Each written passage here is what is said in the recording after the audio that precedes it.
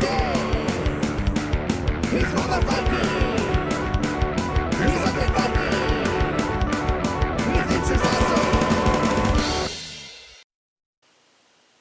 everybody, this is the Undead Viking, and this is Cryptic Explorers. Now that is one awesome cover there. This is a game that I reviewed a long time ago. It sought funding through Kickstarter, and it did not succeed. It did not get published, and the designer of the game kind of went back, retooled, and took their time, and that's something I can appreciate. A lot of times you'll see Kickstarter projects that they'll come out and they won't fund, or they'll something will happen and it isn't going the way they want, and so then they disappear for a while and they come back 3 weeks later, they come back 4 weeks later, but and it's just and then maybe they just barely fund, or maybe they fail again or something like that. But rarely do you have a situation where a creator takes the time to and takes a step back and says, you know what, let's go ahead and retool our thinking. Let's retool the game. Let's just really make this something awesome, and just keep in touch with our original backers and make sure they know that we are not disappearing, and make sure that we are going to come back, and we're going to come back with an amazing game for them.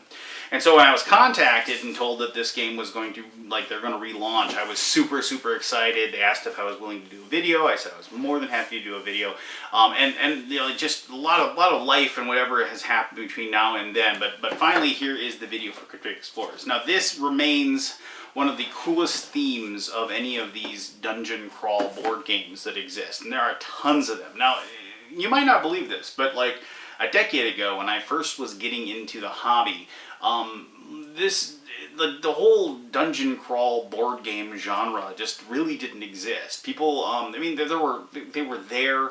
I mean, obviously, games like Descent existed back then, but that was kind of the upper echelon of the stuff that we had. There were other things that existed, but they were kind of maybe a half-baked idea, and there wasn't a real good adventure board game out there. Now, since I got into this hobby, there has been a revolution of those types of games, and now you've got a pick of the litter, and thankfully, depending upon what type of theme you like, or what type of genre of fantasy or science fiction that you want to have and represent on your table, you definitely can. You have a cornucopia of options. I tend to go towards the more arcane things, or the things that are kind of way out there. If I want to do a dungeon crawl, I'll play Dungeons and Dragons. I mean, because that's a dungeon crawl to me.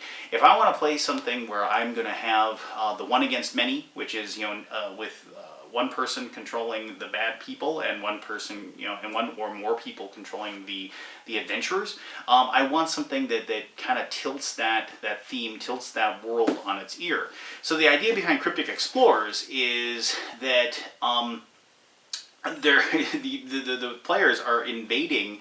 And there can be a discussion here as to who are the good or the bad people in this situation, because basically there are these worlds of death, right? And this is a very grim theme. So the spectral hand of death awaits us all, right? And so here we have this idea in the future of this weird group of people, this weird corporation, this weird society, this weird cult that has these cryptonauts, and these cryptonauts have the ability to go into the lands of the dead.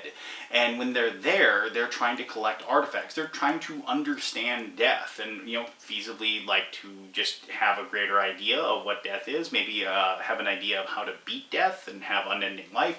There's a lot of there's a lot of story, and there's a lot of theme that goes into when you read the rule book, you'll see those things in there. But it is one of those things where they're invading a place they're not supposed to go, right? And these goddesses of death that will try to stop them and kill them are just protecting their world, right? And so that's the whole murder hobo idea of Dungeons and Dragons. The adventurers may not be the good people. They're the ones going into the dungeons and killing the things in there and taking their stuff and leaving.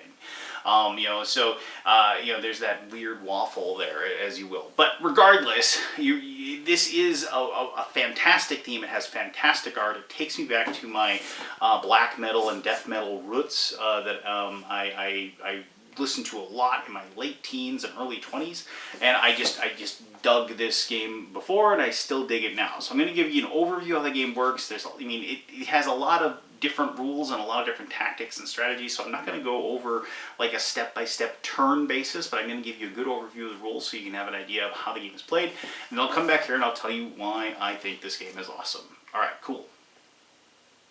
Alright, so this is Cryptic Explorers. I am going to go over kind of an overview of how the game is played and kind of give you a feeling of what this one against many dungeon crawl is all about.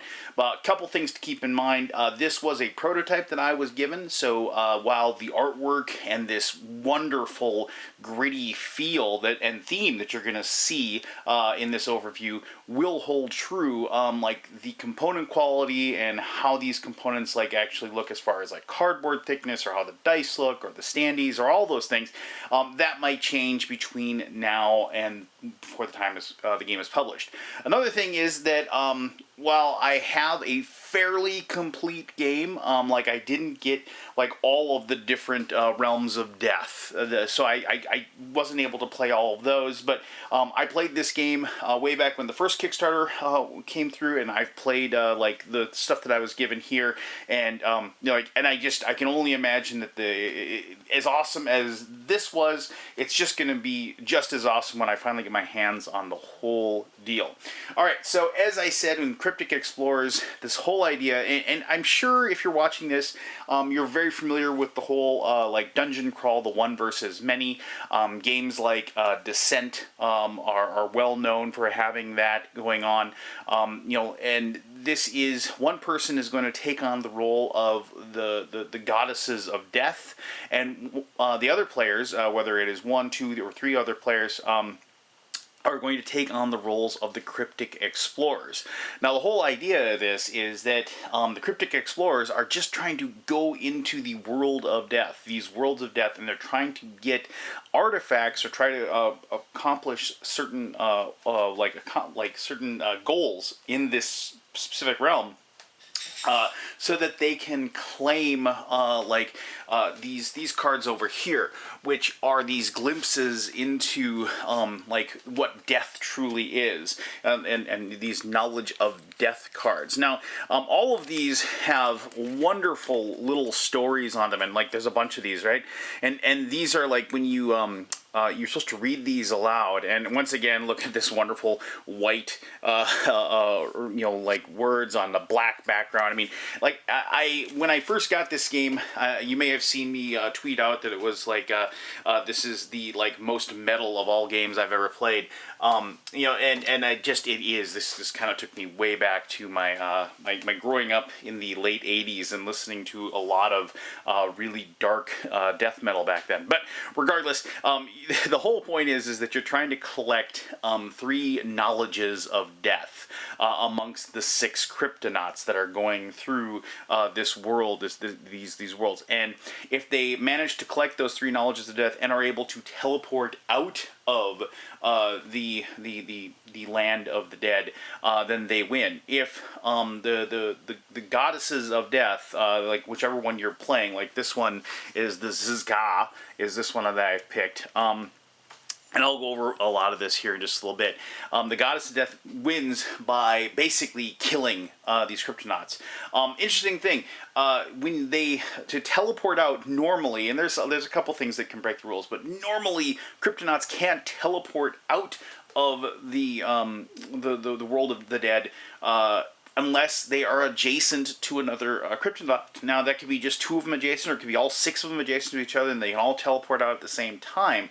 But if it's just one singular Cryptonaut, they are unable, normally, to be able to teleport out of the land of the dead. Alright, so kind of going over how the game gets set up. You're going to pick your land of the dead. The player that is playing the Goddesses of Death is going to pick which Goddess of Death that they want to play.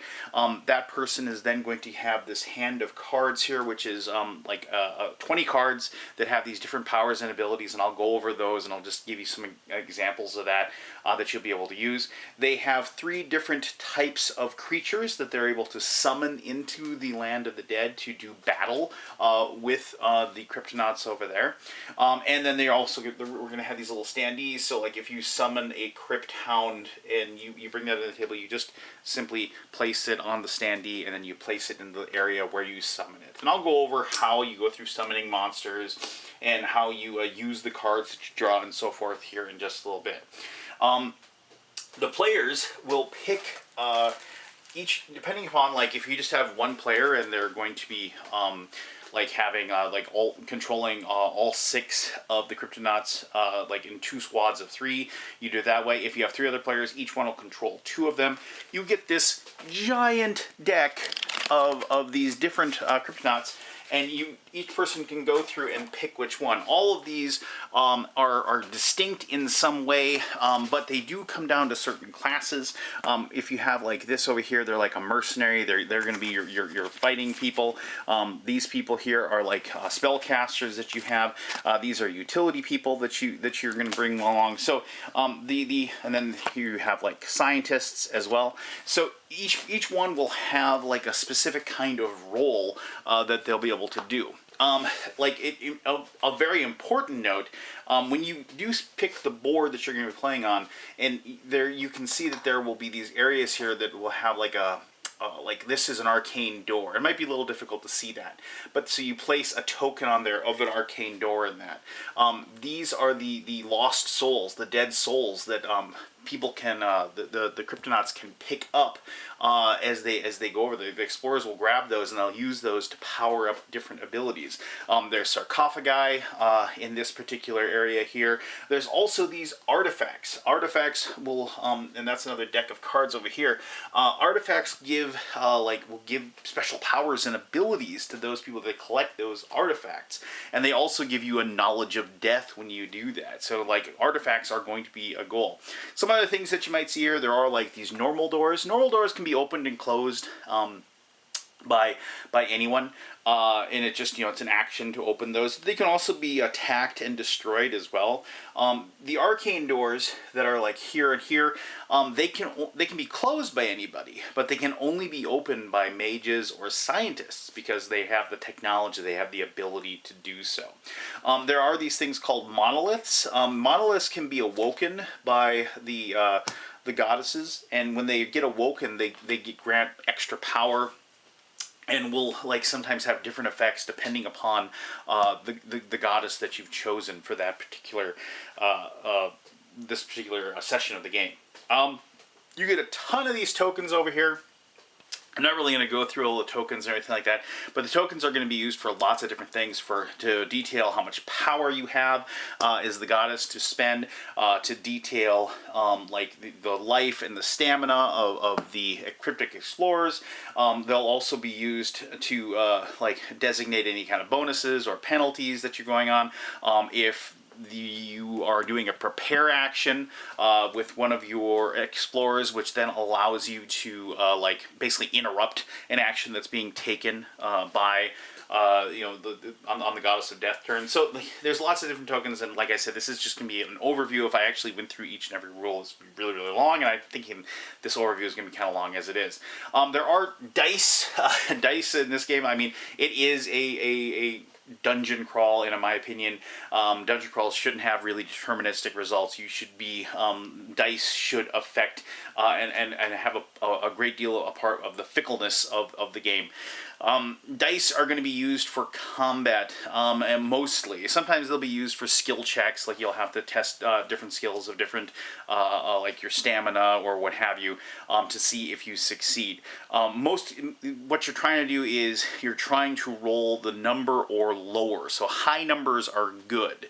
A roll of 6 always fails, and a roll of 1 always succeeds, no matter what. So like if you would technically have a -1, if you still roll a 1, you'd still succeed. If you have a 6 in a skill, if you roll a 6, you still fail. So just keep that in mind. I should mention that I've said this in many videos of many other games. anytime you get a truly excellent character reference, which you can hand out to players, that is going to tell them exactly all the, like, really the bare bones, and even more than the bare bones, information of what you have to do as the Cryptonauts or as the Goddess of Death, and just overviews of the game, and how you're going to have an upkeep phase, then you're going to have a Cryptonaut turns, and then the Goddess turn, and then you do a cleanup, and then it kind of goes through all of those different things, and how skill checks work, and how the realm structures, how much health they have, and how you destroy those, and this different monster actions, all these things. The fact that they have this, and it is really concisely made, and it is really helpful. I just think that in any kind of game where you're going to have lots of different stats, lots of different skills, lots of different things going on, having a player aid that you can glance at without having to open up the rulebook and shove your nose in that and dig through it, that's so important. So I'm going to talk about the Goddess of Death over here, and then I'm going to talk about the players and just kind of tell you exactly how that works. As I showed you this Goddess of Death, you have certain things here where you'll say it has a hand, you're going to have a hand limit of 4. On your turn, you're going to draw 2 more cards in your hand, and you're going to gain a power of 1 on your turn. Now you might say but there's other ways you can get power. If you power up a monolith and awake a monolith, you get extra power from that. Discarding cards allows you to gain power. So there's lots of different ways to gain power as the game goes. Then there's some special rules, like Eternal Life. If a monster could be killed by a Cryptonaut, Suzuka may spend 1 power to set that monster's health to 1 instead. So instead of being killed, you can just do that.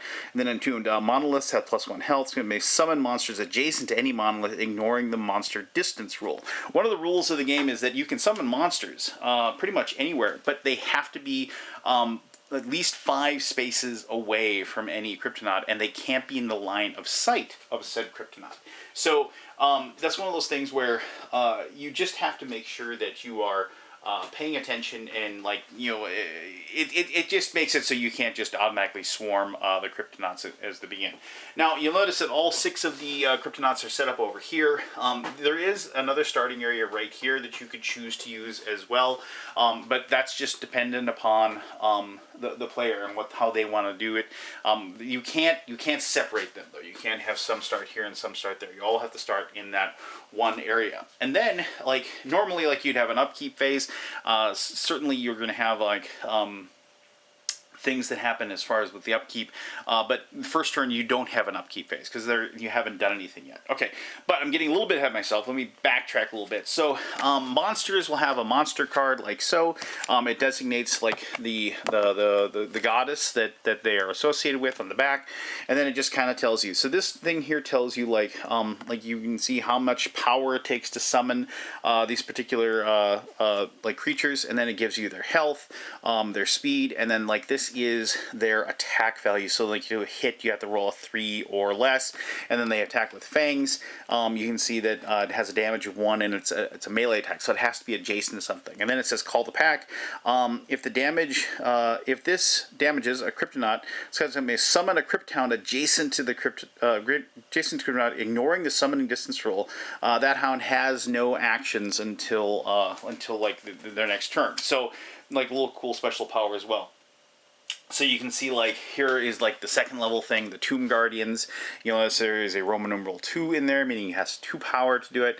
And then you can see here where it has piercing, so it's going to ignore armor that these have. Again, it is a hand-to-hand. They have a little more health. They aren't as fast, and they're a little better.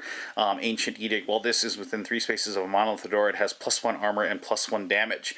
And this can open and close arcane doors. So once again, this is something, as with any, the golden rule of many of these types of games, if the rule on a monster card or a Cryptonaut would contradict the rule book, the card is what you go with, and so. And just real quickly, so the spectrophagi,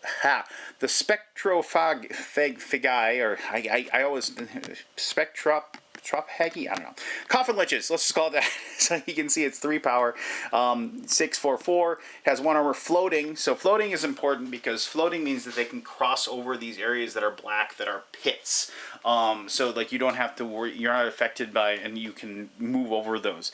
And then like you can see, it has actually a range. So it has like a 5 range when it uses its dust attack. And then Ivory Gaze. Each kryptonite within sight loses half of their vitae, rounded down, and rolls a stamina check. If failed, they are slow until the next round's cleanup. Slow is just one of those. There's lots of different things that you can be affected by. Slow just basically makes it so you can only take 1 action. Normally you could take 2 actions. In this case, you'd only take 1 if you've been slowed. You'll notice that there is the number of standees you have is the number you can have. You can have 4 level 1, you can have 2 level 2, and 1 level 1. And at most, you can only ever have 5 monsters on the board. So you can't just keep summoning monsters over and over again. And you will notice that like this one is a larger standee, so this takes up a 2x2 area. And some of the goddesses will have more than just one that is a larger one. But in this case, the Restless Crypt Goddess, she only has 1 of those level 2. Alright, so enough about them. Let's go ahead and dive into just like looking at like these character sheets. So there's like you'll have your stats. This is your vitals, or vitae as it's called in the game. You have, and this is your stamina. If you ever lose all of your health, you are given. I know I said I wasn't going to dig through a lot of the tokens here. But you are given one of these tokens, which stands for the fact that you're in between worlds. When you're in between worlds, if you take any more damage, you automatically die at that point. It's important to get that person healed by any means necessary so you can prevent that from happening. So then you'll have like, and each one will have like their aim attack, the attack with their movement ability, and then you'll have like a sword. So the sword is piercing, it does 2 damage hand to hand, a shotgun, and it has knockback, rifle, and so forth. So you'll have these different attacks. Now this is where it gets interesting as far as like the different powers. So this is the standard power, and you'll notice that it has this little eye on it right here. So cover fire, and it's just an action that you can do. Inside of another Kryptonite, this it has +1 aim and +1 range with ranged attacks. So it's just kind of an ability that's available there. But you notice that this one, and this one, they have some different. This one is blank, and this one has like this little mouth on it. So what that means is that if you collect one of these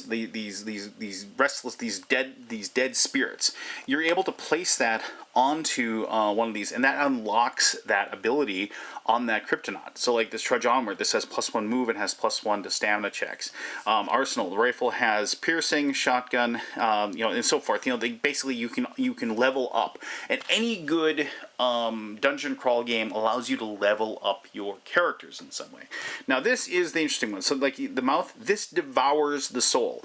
Now you can devour any soul. It could be on Trudge Onward, and you can say, you know what, I want to use Spirit Bazooka, and then you're going to devour this soul. When you devour, and anytime you see this symbol, it means you can only use it once per turn. So even if you had like 2, you couldn't use 2 Spirit Bazookas with your attacks. But like, so if you want to do that, you'd have to devour a soul to do it, basically discard it, and you'd be able to do a super big, powerful ability. And not every character will have those things. So it's just like, here's the sniper. Like, notice how she doesn't have one of those things. Like necromancers, most like reanimation, remove an adjacent corpse and return that kryptonite to that space with 0 vitae and 1 stamina. So you could actually, this is a way you could bring somebody back to life if they've been killed. The one I really like that I almost, whenever I play, I almost try to always play the survivalist, because if they have this way, sustenance model, restore this to maximum vitae and restore 1 stamina.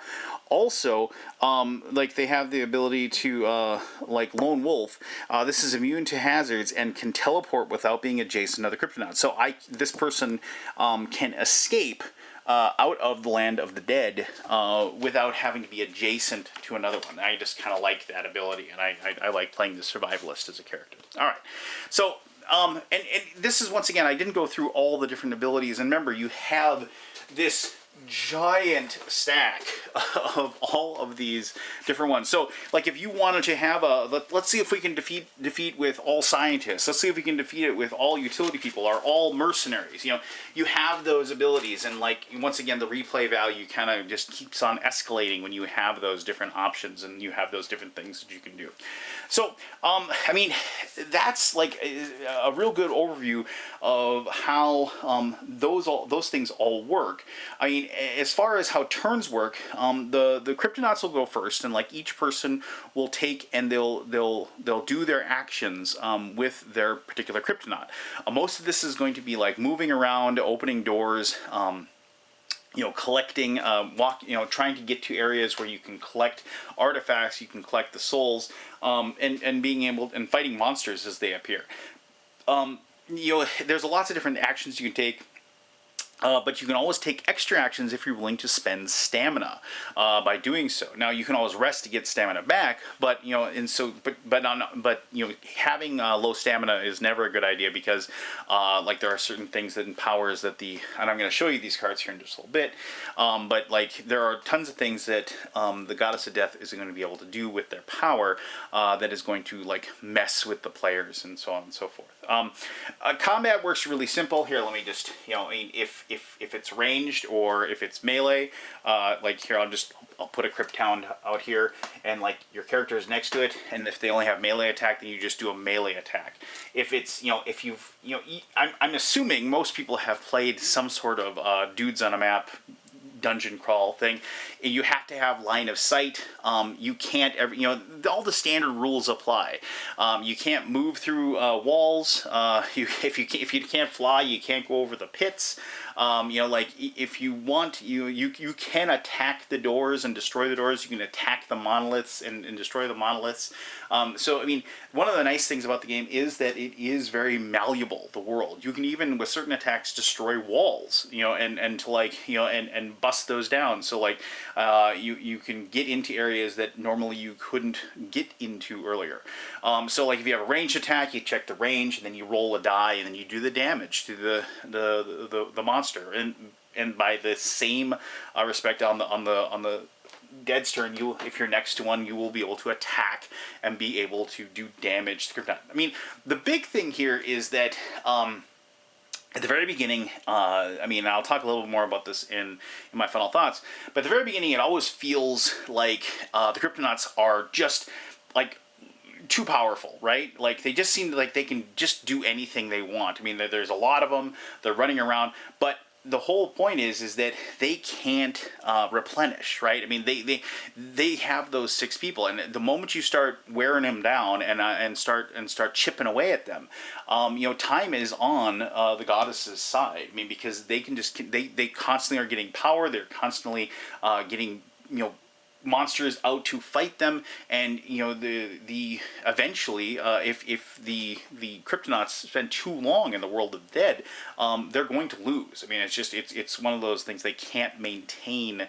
their health. They can't maintain their ability to be in there. So after each person has taken their turn, and the thing is that you activate a player, and you can't ever like have another player take a turn until you've like moved that Cryptonaut. Then the next Cryptonaut can go, and so on and so forth.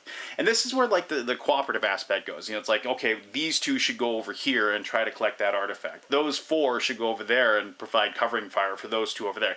You'll be talking and discussing these things and trying to figure out exactly what you're going to do. And that's also like one of the things I really like about the game, is that it inspires like tactical thinking and strategy amongst the players that are playing the Cryptonauts. So it's one of those things that, you know, while I enjoy playing the goddesses probably more, like I do enjoy that teamwork aspect. But once all those players get done and they take their 2 actions, or they take more actions because they spend stamina to do so, then the goddess is going to go. And so at the beginning of the game, you get 4 cards to start with, and then and now normally like you would draw 2, but if it's the first turn, you don't draw 2. But you know, you're going to draw 2. Now, one of the things is if you ever draw, like let's say I had 4 cards, I probably wouldn't have 4 cards. But let's say I had 4 cards and I drew 2 more because it was starting turn, it wasn't turn 1, and I draw 2. Now, this isn't one of those games where, like, oh, if at the end of your turn you have more than your hand size, you have to discard. You have to immediately discard down to your hand size. So you have to pick which ones you want to do. But for every card that you discard at any time as the goddess, you gain a power for doing so. Plus, your cards don't ever run out. If you ever go through your entire deck of cards, you just reshuffle them and you draw again. So don't worry about burning through your cards. Just go for it and burn through your cards. Now, the cards themselves, like, once again, you have wonderful art and names to these things. Call from the grave, seal the crypt, communion, bones and dust. So, like, wonderfully thematic, gritty, metal, if you will, things. So these have different powers and abilities, and some of them are like effects, and some of them are masteries. Masteries are like a status that gets placed into the game and is permanent. And when you play that, then it'll just occur. And then you'll have to spend power either way to have these cards work. Now, you can, like, summoning monsters is aside from that completely, right? Because some cards will have effects on monsters and things like that. But when you summon monsters, it's just that costs power. But sometimes you'll be wanting to use your cards, and so it is a very, very balanced and reactive process that the Goddess of Death player has to use to make sure that they're reacting to how the player's doing and, like, seizing upon any kind of weakness that they sense. I mean, one of the big things is that, like, if you get the chance to kill a Kryptonaut, I mean, that you should just kill the Kryptonaut. I mean, very rarely do you ever, like, want to not kill a Kryptonaut. So, I mean, like, if you can manage to, like, get one down and you can take one out, you need to do that. All right, so the Goddess's turns. Okay, so a couple of things, like, as I said, again, like this lists off perfectly, like, the Kryptonaut turn, and then it talks about the Goddess turn. Oh, and it talks about, like, this, I forgot to mention this. So if you are next to a creature, so, like, say, this Necromancer was here, and he didn't fall over yet anyway. The Necromancer is here, and he was next to a creature. They have to pass a stamina check to be able to move away from the creature. And so, but once again, whatever their current stamina is, you have to roll a d6 or lower. And if you fail, then you lose a stamina from doing so. And if you have more than one creature next to them, like let's say, like so, and you can move diagonally in this game, so just keep that in mind. You have to make a check for both of them, and for each one you fail, you lose a stamina. Now, you don't have to keep rolling for it. So, like, if you're in a situation where you moved here and you made the roll for those two, and you kept moving, to go unlock this door per se, you don't have to make another check here to go from there. You only have to make the check once for those creatures. But all right, so anyway, like, as I was saying, these handouts for the players that detail exactly everything that you can do in your turn, and once again detail all these things as well. These are just so wonderful. But anyway, I'm going to stop saying, I'm going to stop talking about how great the player aids here. But so, like, during the Goddess turn, like it says here, you can play cards as effects or their masteries. You can discard cards for power. You can perform 2 actions for each monster, and you can empower monoliths. You pay 3 power for each monolith that you empower. Now, when you empower a monolith, you get +1 power at the beginning of, so you'd only start with 2. Now, that's only for if you have a monolith empowered. If you empowered all the monoliths on the board, it wouldn't do any good. It would still only be +1 power. But if you keep empowering them, it makes it tougher for the players to knock those out, right? So, I mean, they can destroy monoliths, and in some cases you can rebuild them, but mostly, most of the time when they get destroyed, they get destroyed. And some of the creatures, like because of the fact that you can, this particular goddess can summon monsters next to monoliths, regardless to the 5 space rule that you normally can summon monsters by. I mean, destroying monoliths is really important for these players, to do it for the Kryptonauts, because it really will weaken the She of the Restless Crypts, the Zizak, I think is how you say, Skazak or whatever. You can really weaken her if you're able to do that. But regardless, you're just going to follow that. You're going to take 2 actions for each one of your monsters. Monsters can move, they can attack, or if they have a special ability, they can use that special ability. So just and once again, it's pretty straightforward. You just have to, do your best to be situational in your decisions as the goddess. Now, and as with like most games, there kind of is an ebb and flow to everything. The goddess, the death, like a lot of times that player will use the first round or two maybe to like kind of power up depending upon like the cards that they get. If they have good masteries that they can enact, they can do it. So like you have like here's a good mastery where it says like Kryptonauts cannot open doors if you enact that. Basically they have to destroy the doors instead of being able to open them. And that's just like they can't get it. Or like here's one it's like upkeep, attach a Blessing of Bones card to a monster or Kryptonaut, and that's good enough, like, so we can actually have these things. So, there are these cards, and each goddess that gets this and says, do not shuffle these into the deck. And so, like, the Blessing of Bones, the King of Bone, if this Kryptonaut's soul restores or is slain, or this monster is slain, return this card to Skazak if on a Kryptonaut, and it gives that's a little small, but you can kind of read that. If on a monster, it has +1 aim and +1 damage with melee with each attack. And then here we have has -1 aim with attacks and -1 damage with attacks and the spells.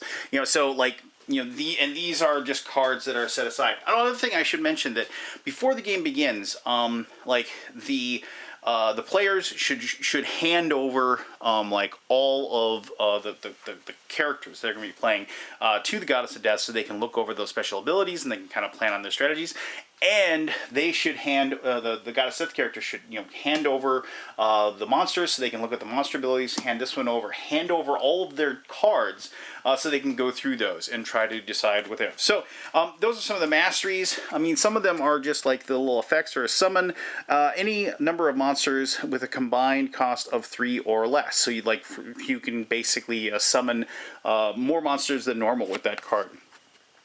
Communion. Attack or move any one Blessing of Bones card to any Kryptonaut or monster. If attached to a monster, it restores to health. So it kind of, there's more than one Communion card in that deck, or so. Seal of Crypt. Summon 2 Tomb Guardians adjacent to an arcane door, ignoring the summoning distance rule. And then here's like the Bones and Dust. For a monster with a Blessing of Bones card attached, choose one, and then you can choose one of these effects. And so you can see, and then once again, like I said, you have this deck of cards, and there are tons of these cards that you have available. So that I said there's more communion cards. There's all of these different abilities and powers that you're going to be using, and also if you're going to be playing the Goddess of Death, it behooves you as well to kind of go through the deck and kind of learn the different abilities and powers and what they can do. So as I said, I wasn't going to give you like a play-by-play, turn-by-turn aspect to this game. I just wanted to give you an idea of how the game feels and how the game plays and the different rules. I invite you to go to the website or the Kickstarter page for Cryptic Explorers, and you can go ahead and read the rules for yourself. They are really, really well done. This game's been play tested like crazy, and it's come a long way since the first time I played it, and this is easily in, like, if it isn't my #1 dungeon crawl game, it's like in my top 3. And I mean, and I rarely say that about games. This is something that when I first played it, I was sad when it didn't get funded. Now that it is funded, now that it is going to come out, I am super excited that this is going to be a permanent member of my collection. But let me talk about all of that and more in my final thoughts. Alright, so there you go. I had this plan to like kind of have like in the background have like some of my old school metal bands that I used to listen to, like the band Death or Morgoth, maybe some Children of Bodom, or just things like that in the background. I had this idea to do that. But I didn't want to put a lot of work in this video and then have that in the background and then have like YouTube shut down my video because I had the music in the background. So just if you have those bands, play them in the background while you're listening to this video, and so you'll have an idea of what my plan was. And when I play this game, I usually try to play something. I have a good vinyl collection of metal bands, I listen to like things like Acid Bath or like the bands I mentioned before. I've been listening to a lot of Elder lately as well. I really dig that as far as like a newer metal band. But anyway, that has nothing to do with this game, other than the fact that I think that the designer definitely grew up on a lot of the same music that I listen to as well. So ultimately these games kind of blend together a little bit, right? You have a turn setup. You have different actions and abilities and things that happen. The players go, the bad guy goes, and then you just rehash that over and over until the scenario is done. What makes a game like this both successful and right for the players that are out there is a couple of things. One, the game has to be crisp and clean. You can't have muddied rules. You can't have like, oh, what happens if this happens, or what does that rule mean, or what does this effect do? You can't have those questions. You can't have somebody with their nose buried in a rule book while you're trying to figure out exactly like what you're supposed to do in this next turn. That's garbage. I want turns to go like this. I don't want to be sitting there and at another Warhammer 10,000 point battle where like I'm just standing there waiting for this guy to move his Chaos Space Marines, and I'm taking 20 minutes before I get to do anything. I want people, if I want to do that's something I'll go and do. I'll seek that out. What I want in a game like this is I want it to be quick and crisp and complete, and I want there to be no question as to what the rules say you can and cannot do in certain situations. And Cryptic Explorers, as I said, the designer took time away and basically went and reformed and shined and polished and cut away the chaff and made a slick, awesome game to play. Everybody, all those different Kryptonauts and all those different goddesses of death and all their monsters have been like fine-tuned to like be basically, nobody's like super powerful. It's asymmetric as far as the powers and abilities, but it is very much like a balanced. It doesn't seem balanced, but it is balanced. And I talked about the ebbs and flows of the games. It's like the goddess of death. Depending upon which goddess of death, there's one that has like this rottenness and decay. I mean, those are like like constantly like wearing away at the Kryptonauts, and like you just go and check these things out. I mean, it's just like these are fantastically created creatures. I mean, it's just, it really speaks to me as far as like, and I'm totally stealing like a lot of like the monsters and stuff like this from like a D&D campaign. I mean, I've as I played it, I've just had that rolling around in my head. It's like, how am I gonna? I should make like a D&D campaign centered on these like cults of the dead and things like that. And so I mean, of course I've got all these ideas in my brain about that. But regardless, it's like these are new and fantastic ideas. It's one of those things where I've read like some short stories and some fiction about this idea of traveling to the world of the dead, and I've definitely read some graphic novels that had to do with that as well. But it's one of those things where, and I have to think that the designer grabbed a hold of some of that, but the goddesses and their monsters and stuff like that, there might be some derivativeness of other things that are out there, but they are both fresh and clean and new and a whole new kind of like evil, if you will.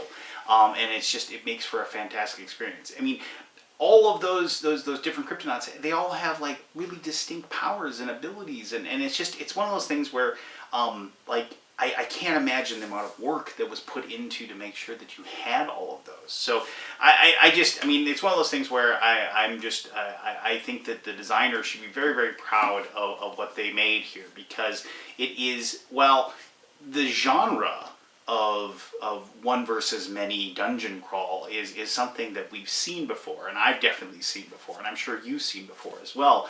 The subject matter and the presentation of this is a monster all of its own, and if you are into this grittiness, this like kind of macabre, stark, kind of fateful,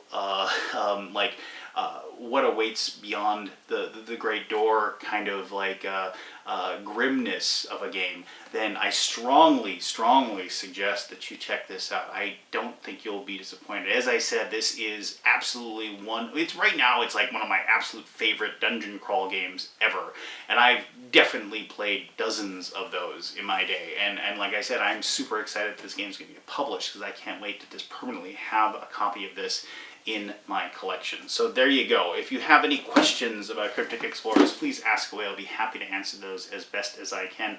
As always, thank you very much for taking the time to watch this video. I really appreciate it. And just be the best version of you. Be the most awesome version of you that you can be at any given day. I'm going to try to do the same. So you be awesome. I'm the Undead Viking. I'll see you next time.